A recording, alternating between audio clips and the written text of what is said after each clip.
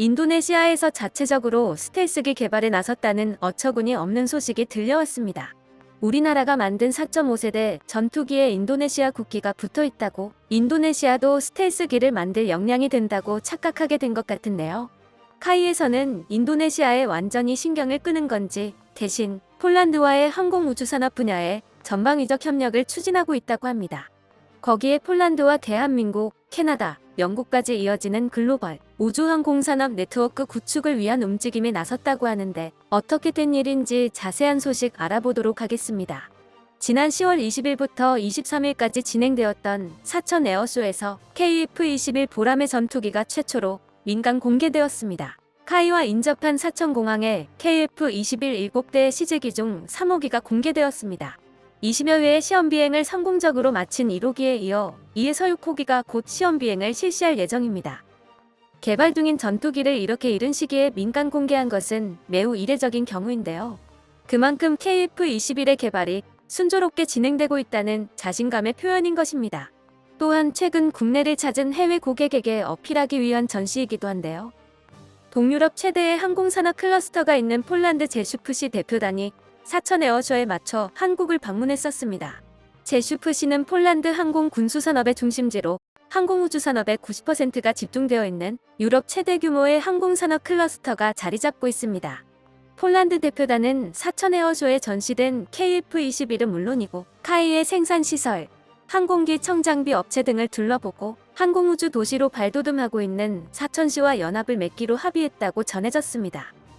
사천 에어쇼 전날인 19일에는 사천시와 전략적 항공산업 네트워크 구축과 기업 간 교류 확대를 위한 자매결연 체결이 논의되어 2023년 자매도시 체결을 추진하기로 결정되었습니다. 또한 제슈프시가 프로젝트 사업으로 계획 중인 항공우주도시연합의 영국의 러시무어, 캐나다의 미서소거와 함께 사천시가 아시아를 대표하는 항공도시로 초청돼 네트워크에 참여하는 의제가 논의되고 있습니다. 폴란드의 항공산업은 100여 년에 달하는 장구한 역사를 가지고 있는데요.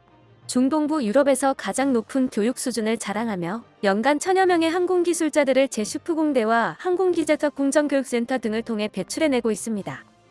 이곳에서 생산된 항공기 부품들은 전 세계 거의 모든 항공기에 들어가고 있습니다. 또한 세계 각국의 R&D 연구소가 진출해 있으며 세계 3대 항공 엔진 기업으로 손꼽히는 프렛 앤 위트니사가 소재하고 있기도 합니다. 현재 카이가 위치한 사천을 중심으로 폴란드와 같은 항공산업 클러스터를 구축하며 아시아의 항공산업을 이끌어갈 미래도시로 만들기 위한 프로젝트가 진행 중입니다.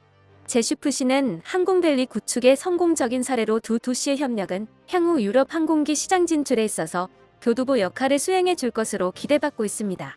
폴란드와의 협력은 FA-50 수출을 늘려나가길 바라는 카이에 있어서도 매우 중요한 일입니다. 러시아의 우크라이나 침공으로 인한 전쟁 위기 고조와 3세대 이전 항공기들이 노후화되면서 교체 시기가 다가와 전 세계적으로 경전투기에 대한 수요가 폭증하고 있습니다. 해외 컨설팅 업체를 통해 확인한 바에 의하면 향후 10년 동안 경전투기에 대한 수요는 2천여 대로 파악되고 있다고 합니다. 그리고 카이에서는 그중 1000대를 수출하겠다는 원대한 목표를 잡고 이를 위해 폴란드를 수출 전진기지로 삼기 위한 작업에 들어갔습니다.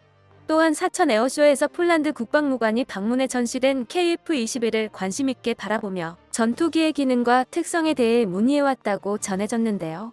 현재 폴란드로의 KF-21 수출은 아직 논의되고 있지 않습니다만 많은 폴란드 군사 전문가들은 향후 KF-21이 폴란드 공군 전력에 합류하게 될 가능성이 크다고 전망하고 있다고 합니다.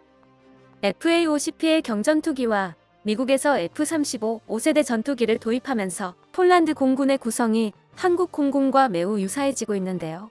공군의 하이미들로우 구성에서 FA-50PL과 F-35가 로우 하이급을 도맡고 나머지 미들급 전력을 채우기 위한 전투기로 KF-21이 유력하다고 보고 있다고 합니다.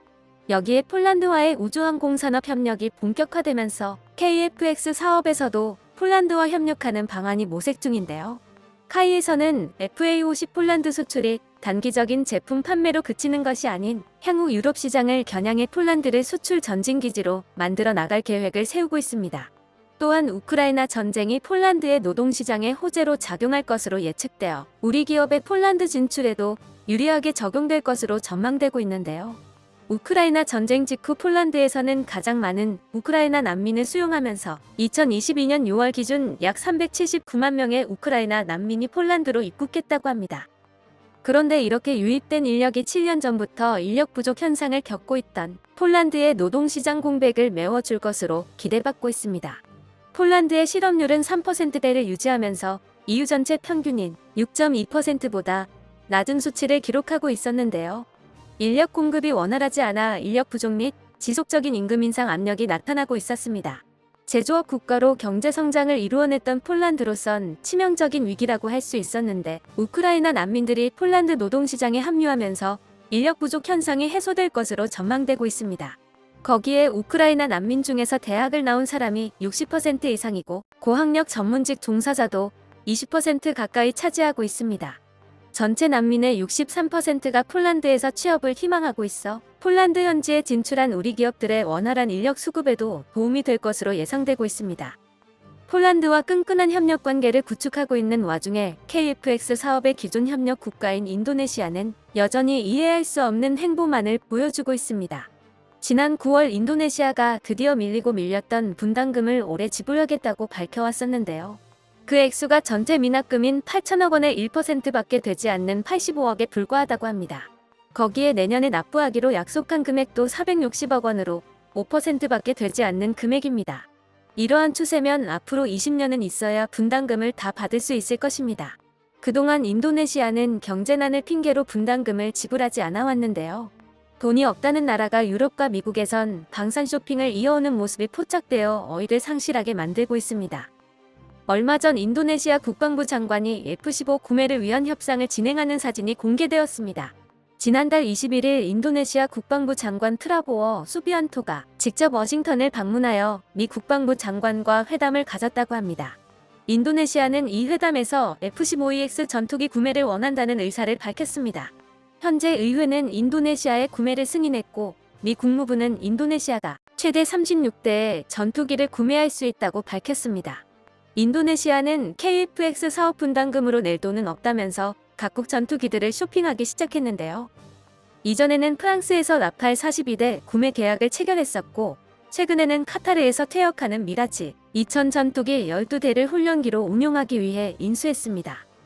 그런데 미라지 전투기 구입은 인도네시아 내부에서도 수많은 비판을 받고 있다고 합니다. 미라지 2000은 1980년대 실전 배치되고 2007년 단종되어 현재 퇴역 절차를 밟고 있는 전투기입니다.